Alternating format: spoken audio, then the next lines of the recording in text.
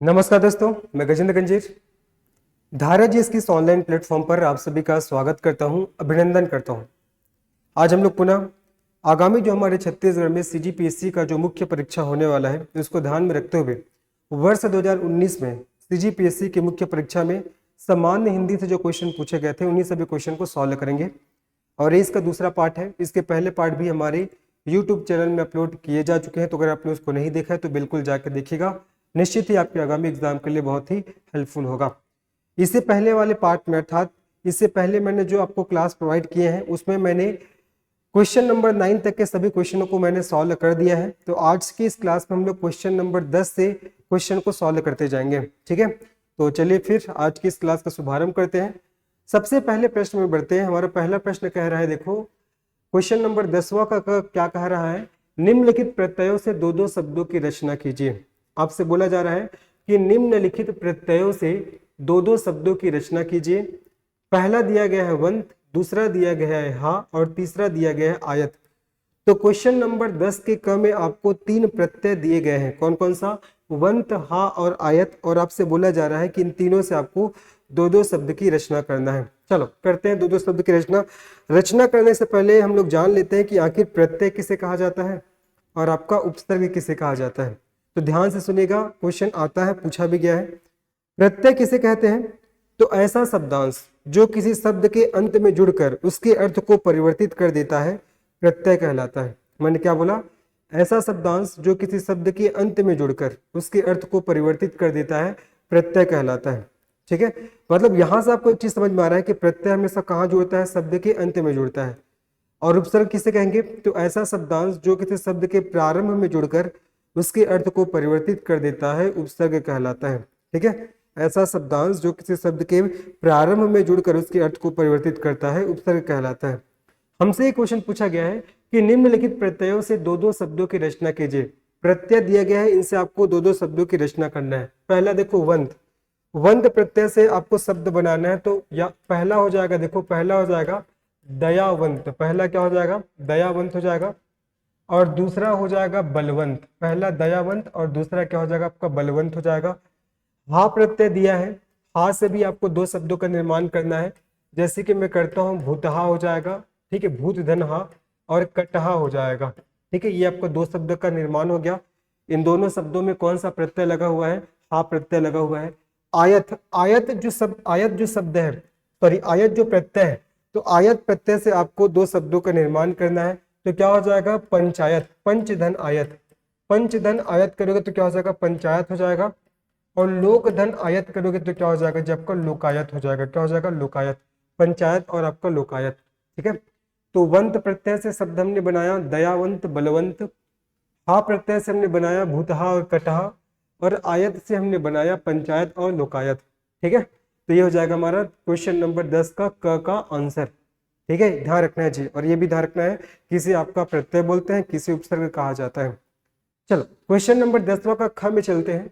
निम्नलिखित शब्दों में मूल शब्द और प्रत्यय अलग कीजिए। क्वेश्चन नंबर 10वां का ख बोल रहा है, निम्नलिखित शब्दों में मूल शब्द और प्रत्यय को अलग कीजिए। पहला है मनुष्यत्व, दूसरा है साधन, तीसरा है मानसिक, चौथा खपरैल, पांचवा लिखित, छठवां पंकित। ये 6 शब्द दिए गए हैं। इनमें आपको मूल शब्द को और प्रत्यय को अलग करने हैं। तो मनुष्यत्व शब्द में कौन सा प्रत्यय है? चलो देखो, इसमें मनुष्य आपका मूल शब्द है और त्व क्या है? इसमें प्रत्यय है। साधन, साधन में आपका साध क्या है? आपका मूल शब्द है और अन क्या हो जाएगा? प्रत्यय है। ठीक है, मानसिक, मानसिक में आपका मानस, मानस आपका मूल शब्द है और इक क्या है? आपका प्रत्यय है। खपरैल, खपरैल में आपका खपरा क्या है? जो आपका मूल शब्द है और एल क्या हो जाएगा? आपका खपरा के बाद एल क्या हो जाएगा? आपका प्रत्यय है। ठीक है, खपरा धन क्या हो जाएगा? आपका एल हो जाएगा। खपरा धन आपका एल हो जाएगा, ये आपको याद रखना है। एक सेकंड, खपरा धन आपका एल हो जाएगा, ये खपरेल। उसके बाद लिखित, लिखित में आपका लिख, लिख क्या है? आपका मूल शब्द है और इत क्या हो जाएगा? आपका प्रत्यय हो जाएगा। लिख धन इत क्या हो जाएगा? आपका लिखित हो जाएगा। पंकिल, पंकिल में आपका पंख क्या है जी? पंख आपका मूल शब्द है और ईल क्या हो जाएगा? आपका प्रत्यय हो जाएगा। ठीक है, तो होपफुली सबको समझ में आ गया होगा। मनुष्यत्व शब्द में मनुष्य मूल शब्द है और त्व प्रत्यय है। साधन में साध आपका मूल शब्द है और अन प्रत्यय है। मानसिक में मानस आपका मूल शब्द है और एक प्रत्यय है। खपरेल में खपरा आपका मूल शब्द है और एल क्या है आपका प्रत्यय है। लिखित में लिख आपका मूल शब्द है और इत क्या है आपका प्रत्यय है। और पंकिल में पंख आपका क्या है जी आपका मूल शब्द है और इल क्या है आपका पंख आपका क्या है आपका मूल शब्द है और इल क्या है आपका प्रत्यय है। ठीक है, खपरेल में खपरा धन एल हो जाएगा, ऐसा खपरा धन एल। ठीक है, ये हो जाएगा। तो ये क्वेश्चन नंबर 10वां का ख क्वेश्चन था जिसमें आपको मूल शब्द और प्रत्यय को अलग करना था। ठीक है, तो हमने कर लिया। अब चलते हैं क्वेश्चन नंबर 11। क्वेश्चन नंबर 11 क्या कह रहा है देखते हैं। ये 10वां का और ख आप लोग को समझ में आ गया होगा। तो क्वेश्चन नंबर 11 में चलते हैं। निम्नलिखित शब्दों के शुद्ध रूप लिखिए। अब आपसे क्या पूछा जा रहा है, निम्नलिखित शब्दों के शुद्ध रूप लिखिए, है ना। इन सभी शब्दों का आपको शुद्ध रूप बताना है। इनका करेक्ट फॉर्म या शुद्ध रूप क्या होगा। देखो, अंत्येष्टि सबसे पहला क्या दिया है, अंत्येष्टि। तो अंत्येष्टि का शुद्ध रूप क्या हो जाएगा, अंत्येष्टि हो जाएगा। क्या हो जाएगा जी, बोलो, अंत्येष्टि हो जाएगा पहला। ठीक है, द्वारिका, द्वारिका का शुद्ध रूप क्या हो जाएगा आपका, द्वारका हो जाएगा। क्या हो जाएगा आपका, द्वारका। ठीक है, द्वारिका का शुद्ध रूप क्या हो जाएगा आपका, द्वारका हो जाएगा। ओके, औदार्यता, औदार्यता का शुद्ध रूप क्या हो जाएगा जी, औदार्य हो जाएगा। क्या हो जाएगा आपका, औदार्य, औदार्य हो जाएगा। औत्सुक्य, इसका शुद्ध रूप क्या हो जाएगा, इसका शुद्ध रूप हो जाएगा औत्सुक्य। ठीक है, औत्सुक्य हो जाएगा इसका आपका शुद्ध रूप। ठीक है, औत्सुक्य हो जाएगा। यहाँ पास औत्सुक्य लिखा है, इसका शुद्ध रूप औत्सुक्य हो जाएगा। मंत्रिमंडल, इसका शुद्ध रूप क्या होगा आपका, मंत्रिमंडल, ऐसा होगा मंत्रिमंडल। यहाँ पास देखो त्र में बड़ी की मात्रा है। ठीक है, एक्चुअल में त्र में बड़ी की मात्रा नहीं रहेगा, क्या होगा आपका मंत्रिमंडल। तत्कालिक, तत्कालिक का शुद्ध रूप क्या हो जाएगा आपका, तात्कालिक, तात्कालिक। ये क्या हो जाएगा, इसका शुद्ध रूप हो जाएगा, ये आपको ध्यान रखना है। कवित्री का शुद्ध रूप क्या हो जाएगा आपका, कवियित्री हो जाएगा। क्या हो जाएगा जी, कवियित्री। ठीक है, कवित्री का शुद्ध रूप कवियित्री हो जाएगा, ये आपको ध्यान रखना है। अनिष्ट, अनिष्ट का शुद्ध रूप क्या हो जाएगा, बोलो, अनिष्ट हो जाएगा। क्या हो जाएगा आपका, अनिष्ट हो जाएगा, याद रखना है। आगे बढ़ते हैं, साहित्यिक, साहित्यिक का शुद्ध रूप क्या हो जाएगा, साहित्यिक का शुद्ध रूप हो जाएगा साहित्यिक, ऐसा रहेगा, है ना। ये आपका शुद्ध है, ये साहित्यिक हो जाएगा, ऐसा रहेगा, जबकि यहाँ पास अलग दिया है। सकुशल पूर्वक, सकुशल पूर्वक का शुद्ध रूप क्या हो जाएगा जी आपका, कुशल पूर्वक हो जाएगा। क्या हो जाएगा, कुशल पूर्वक। ठीक है, सकुशल पूर्वक का शुद्ध रूप क्या हो जाएगा आपका, कुशल पूर्वक हो जाएगा, याद रखना है। अंत में क्या है देखिए, अंत में आपका प्रदर्शनी, है ना, प्रदर्शनी और आद्र। तो प्रदर्शनी का शुद्ध रूप क्या हो जाएगा आपका, देखो प्रदर्शनी का शुद्ध रूप सबको पता भी होगा, कैसे लिखते हैं प्रदर्शनी को, प्रदर्शनी, ऐसे लिखते हैं प्रदर्शनी, तो ये इसका शुद्ध रूप होगा। उसके बाद देखिए आद्र, आद्र का शुद्ध रूप क्या हो जाएगा, ये आद्र हो जाएगा, ये इसका शुद्ध रूप होगा। तो होपफुली सबको समझ में आया होगा क्या क्या शुद्ध रूप है।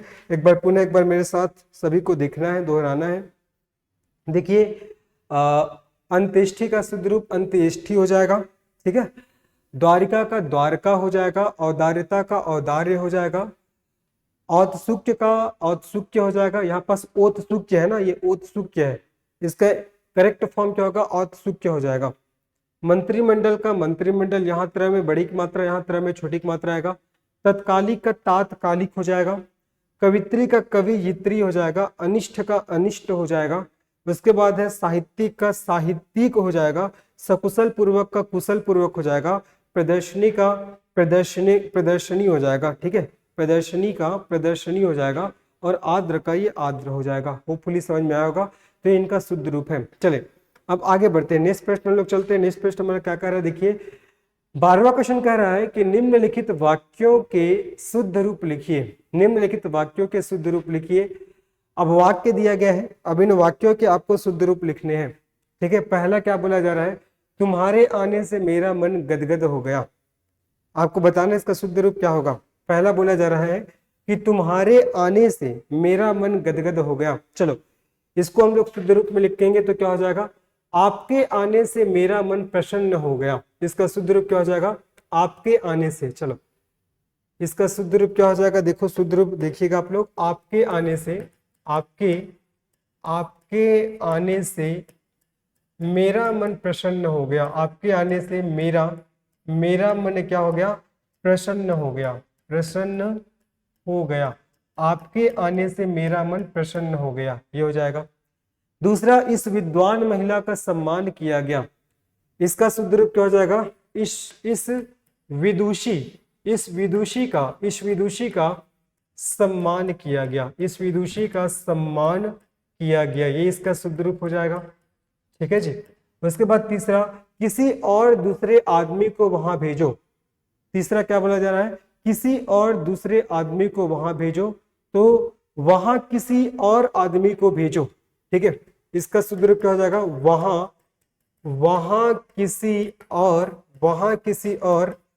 आदमी को भेजो, वहां किसी और आदमी को भेजो, ये हो जाएगा आपका इसका शुद्ध रूप। इसका शुद्ध रूप क्या हो जाएगा, वहां किसी और आदमी को भेजो, ये आपको याद रखना है। ठीक है, वहां किसी और आदमी को भेजो, वहां किसी दूसरे, ऐसा इसका सही रूप क्या होगा, वहां किसी दूसरे आदमी को भेजो। ठीक है, इसका सही रूप हो जाएगा वहां किसी दूसरे आदमी को, क्या हो जाएगा जी, यहाँ पर दूसरे हो जाएगा, वहां किसी दूसरे आदमी को भेजो। चलो आगे बढ़ते हैं। सचिव ने अध्यक्ष के गले में एक गुलाब के फूलों की माला पहनाई। सचिव ने अध्यक्ष के गले में एक गुलाब के फूलों की माला पहनाई, इसका शुद्ध रूप क्या होगा, सचिव ने अध्यक्ष के गले में गुलाब के फूलों की एक माला पहनाई। जबकि यहाँ पास क्या बोला जा रहा है कि सचिव ने अध्यक्ष के गले में एक गुलाब के फूलों की माला पहनाई, तो ये क्या होगा, गलत होगा। इसका शुद्ध रूप लिखेंगे तो क्या हो जाएगा आपका, सचिव ने अध्यक्ष के गले में, मैं लिख दे रहा हूं देखो, सचिव ने अध्यक्ष के गले में, अध्यक्ष के गले में सचिव ने अध्यक्ष के गले में गुलाब के फूलों की एक माला पहनाई। ठीक है, गुलाब के फूलों की, गुलाब के फूलों की एक माला पहनाई, ये हो जाएगा। ठीक है, सचिव ने अध्यक्ष के गले में गुलाब के फूलों की एक माला पहनाई, ये सही हो जाएगा। शोक है कि मैं आपके पत्र का उत्तर न दे सका, यहाँ पास शोक की जगह क्या आ जाएगा, खेद आ जाएगा। खेद है कि मैं आपके प्रश्न का उत्तर ना दे सका। ठीक है, यहाँ पास क्या जगह, खेद है कि मैं आपके पत्र का उत्तर न दे सका, मैं आपके पत्र का उत्तर न दे सका, उत्तर न दे सका हो जाएगा। ठीक है, तो खेद है कि मैं आपके पत्र का उत्तर न दे सका, ये हो जाएगा। अपराधी और निरपराधी में अंतर होना चाहिए, तो इसका सही वाक्य क्या हो जाएगा, शुद्ध वाक्य क्या हो जाएगा, अपराधी और निरपराध में अंतर होना चाहिए। ठीक है, अपराधी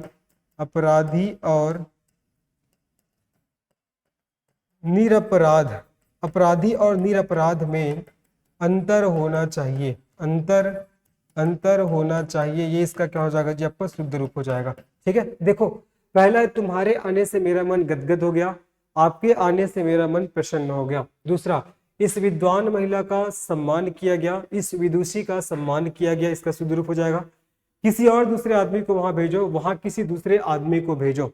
ठीक है, क्या लिखा गया है, किसी और दूसरे आदमी को वहां भेजो, तो इसका शुद्ध रूप क्या हो जाएगा, वहां किसी दूसरे आदमी को भेजो। सचिव ने अध्यक्ष के गले में गुलाब के फूलों की माला पहनाई, तो सचिव ने अध्यक्ष के गले में गुलाब के फूलों की एक माला पहनाई। यहाँ पास क्या है, यहाँ पास सचिव ने अध्यक्ष के गले में एक गुलाब के फूलों की माला पहनाई बोला जा रहा है, जबकि इसका शुद्ध रूप हो जाएगा, सचिव ने अध्यक्ष के गले में गुलाब के फूलों की एक माला पहनाई। उसके बाद शोक है कि मैं आपके पत्र का उत्तर न दे सका, तो इसका शुद्ध रूप क्या हो जाएगा, खेद है कि मैं आपके पत्र का उत्तर न दे सका। ठीक है, उसके बाद है चौथा, अपराधी और निरपराधी में अंतर होना चाहिए, तो अपराधी और निरपराध में अंतर होना चाहिए, ये हो जाएगा। ठीक है, अपराधी और निरपराध में अंतर होना चाहिए, जबकि यहाँ पास क्या बोला जा रहा है, अपराधी और निरपराधी में अंतर होना चाहिए, जो कि गलत है। अब देखो, निम्नलिखित मुहावरों का अर्थ लिखकर वाक्य में प्रयोग कीजिए। अब क्वेश्चन नंबर 13, ये क्या बोला जा रहा है कि निम्नलिखित मुहावरों का अर्थ लिखकर वाक्य में प्रयोग कीजिए। काठ का उल्लू होना, सबसे पहले तो इसका अर्थ को जानते हैं। आखिर काठ का उल्लू होना का अर्थ क्या होता है, अत्यधिक मूर्ख होना। ठीक है, काठ का उल्लू होना का अर्थ क्या होता है, अत्यधिक मूर्ख होना, ये इसका अर्थ हो जाएगा। काठ का उल्लू होना का अर्थ क्या होता है, अत्यधिक मूर्ख होना। अतड़िया कुल बुलाना, अतड़िया कुल बुलाना का अर्थ होता है अत्यधिक भूख लगना। ठीक है, अत्यधिक भूख लगना। अब देखो, इसका अर्थ आप लोग समझ जाओगे तो इसका वाक्य में प्रयोग कर सकते हो। अत्यधिक भूख लगना, इसका अर्थ हो जाएगा। उसके बाद देखिए भीगी बिल्ली बनना, इसका अर्थ क्या होता है, सहम जाना। ठीक है, भीगी बिल्ली बनना का अर्थ क्या होता है जी, सहम जाना। भीगी बिल्ली बनना का अर्थ क्या होता है आपका, सहम जाना होता है। चलो देखो, काठ का उल्लू होना मतलब अत्यधिक मूर्ख होना, अत्यधिक मूर्ख होना। तो आप बता सकते हो कि रमेश अत्यधिक, या रमेश काठ का उल्लू है। आप बता सकते हो कि रमेश काठ का उल्लू है ना। अतड़िया कुल बुलाना मतलब अत्यधिक भूख लगना। आप बना सकते हो वाक्य में प्रयोग कि जल्दी से खाना लाओ, भूख से मेरी अतड़ियां कुलबुला रही है ना, ऐसा आप बना सकते हो। भीगी बिल्ली बनना मतलब सहम जाना, जैसे कि शिक्षक के आते ही बच्चे भीगी बिल्ली बन गए, मतलब सहम गए। ठीक है, ऐसे आप लोग प्रयोग कर सकते हो। बस पहले अर्थ को आपको ध्यान रखना है। काठ का उल्लू होना, इसका अर्थ क्या होता है जी, अत्यधिक मूर्ख होना। अतड़िया कुल बुलाना, इसका अर्थ होता है अत्यधिक भूख लगना। और भीगी बिल्ली बनना, इसका अर्थ होता है सहम जाना। ठीक है, अब वाक्य में प्रयोग कर सकते हो। सहम जाना का, जैसे कि भीगी बिल्ली बनना, इसका वाक्य में आपको प्रयोग करना है तो बनाओगे कि शिक्षक के आते ही बच्चे भीगी बिल्ली बन गए। जैसे कि अतड़िया कुल बुलाना, इसका आप वाक्य में प्रयोग करोगे तो क्या बोलोगे कि जल्दी खाना लाओ, भूख से मेरी अतड़िया कुल बुला रही है। ठीक है, काठ का उल्लू होना, इसका आप वाक्य प्रयोग कैसे कर सकते हो, रमेश काठ का उल्लू है, मतलब रमेश बहुत मूर्ख है। ठीक है, ये हो जाएगा। तो ये 13 का क्वेश्चन भी, 13 का जो का क्वेश्चन है इसको भी हमने सॉल्व कर लिया। अब क्या बोल रहा है, मुहावरे और लोकोक्ति से क्या आशय है, उदाहरण अंतर सुधारण अंतर स्पष्ट कीजिए, मतलब उदाहरण के सहित आपको बताना है मुहावरा और लोकोक्तियां में क्या अंतर होता है। देखो, मुहावरा क्या होता है जी, मुहावरा एक ऐसा वाक्यांश है, वाक्यांश मतलब वाक्य का अंश। ठीक है, आपको क्या बताना है, मुहावरा एक ऐसा वाक्यांश है जो कि अपने वाचिक अर्थ को प्रदर्शित ना करते हुए अपने लाक्षणिक अर्थ को प्रदर्शित करता है। ठीक है, याद रखना है, मुहावरा एक ऐसा वाक्यांश है, वाक्यांश मतलब वाक्य का अंश, जो अपने वाचिक अर्थ को ना प्रदर्शित करते हुए लाक्षणिक अर्थ को प्रदर्शित करता है। ठीक है, जैसे कि मैं उदाहरण देता हूं, एक तीर के दो निशाने। ठीक है, एक तीर के दो निशाने, ये किसका उदाहरण है, आपका एक मुहावरा का उदाहरण हो जाएगा। एक बार पुनः सुनिए, मुहावरा एक वाक्यांश है जो अपने वाचिक अर्थ को ना प्रदर्शित करते हुए अपने लाक्षणिक अर्थ को प्रदर्शित करता है। ठीक है जी। लोकोक्ति, लोकोक्ति किसे कहेंगे, लोकोक्ति, लोकोक्ति का शाब्दिक अर्थ होता है लोगों के द्वारा प्रयोग की जाने वाली उक्ति। ठीक है, लोकोक्ति का शाब्दिक अर्थ क्या होता है, लोगों के द्वारा प्रयोग की जाने वाली उक्ति। तो लोगों के द्वारा अपने अनुभव के द्वारा, ठीक है, अनुभव से या अपने ज्ञान से, या जो जिस समाज में रहते हैं उसको देखकर जो वो लोग उक्ति का प्रयोग करते हैं उसी को क्या बोला जाता है, लोकोक्ति। ठीक है, तो लोगों के द्वारा प्रयोग किए जाने वाली उक्ति को ही क्या कहा जाता है, आपका लोकोक्ति कहा जाता है। ये आपको ध्यान रखना है। ठीक है, और लोकोक्ति का अगर मैं एग्जाम्पल बताता हूं तो जैसे कि अधजल गगरी छलकत जाए। ठीक है, ये किसको एग्जाम्पल है, आपका लोकोक्ति का एग्जाम्पल है। ठीक है, तो याद रखना है किसे मुहावरा कहेंगे, किसे लोकोक्ति कहेंगे। तो मुहावरा एक वाक्यांश है, मुहावरा अपने वाचिक अर्थ को ना प्रदर्शित करते हुए अपने लाक्षणिक अर्थ को प्रदर्शित करता है। और लोकोक्ति का शाब्दिक अर्थ होता है लोगों के द्वारा बोले जाने वाली उक्ति। ठीक है, तो लोग अपने अनुभव से जिस उक्ति का प्रयोग करते हैं उसी को क्या बोला जाता है, लोकोक्ति कहा जाता है। ठीक है, ये आपको याद रखना है जी। और उदाहरण बता देना है, अधजल गगरी छलकत जाए, ये लोकोक्ति का उदाहरण हो जाएगा। और मुहावरा तो बहुत सारे मुहावरे के एग्जाम्पल है, कोई से भी एग्जाम्पल दे देना है, जैसे कि एक तीर के दो निशाने, ये क्या हो जाएगा आपका मुहावरा का उदाहरण हो जाएगा। ठीक है, तो ये था आपका। देखो एक्चुअली मैं क्या कर रहा हूँ, जितने भी हम लोग अभी क्वेश्चन आंसर डिस्कस कर रहे हैं उसमें हम लोग केवल ग्रामर सेक्शन वाले का मैं आप लोग को बता रहा हूँ। और जो लास्ट में मैं क्या करूंगा, जो पत्र लेखन से भी क्वेश्चन पूछे गए ना, तो मैं जैसे कि 2021 या 22 का मैं पूरा टोटल सॉल्व करूंगा, उसमें गद्यांश भी आप लोग को सॉल्व कराऊंगा और पत्र लेखन भी मैं आप लोग को सॉल्व करूंगा। लेकिन इससे पहले कि जितने भी प्रश्न पत्र हैं उसमें केवल ग्रामर पोर्शन से जो क्वेश्चन पूछे गए हैं उन्हीं से भी क्वेश्चनों को मैं आप लोग को सॉल्व करा रहा हूँ। तो ये 2019 के आपका सम्मान निधि के जो मुख्य परीक्षा का प्रश्न पत्र था, ठीक है, दूसरा पार्ट था, ये भी आज हमारा कंप्लीट हुआ। अब इसके बाद हम लोग 2020 के प्रश्नों को सॉल्व करेंगे। ठीक है, तो अगर आपको ये वीडियो पसंद आया होगा तो निश्चित इस वीडियो को लाइक करिए, चैनल को सब्सक्राइब करिए और इसे अपने दोस्तों को शेयर करिएगा। मिलते हैं नेक्स्ट वीडियो में, तब तक के लिए धन्यवाद, बाय, टेक केयर।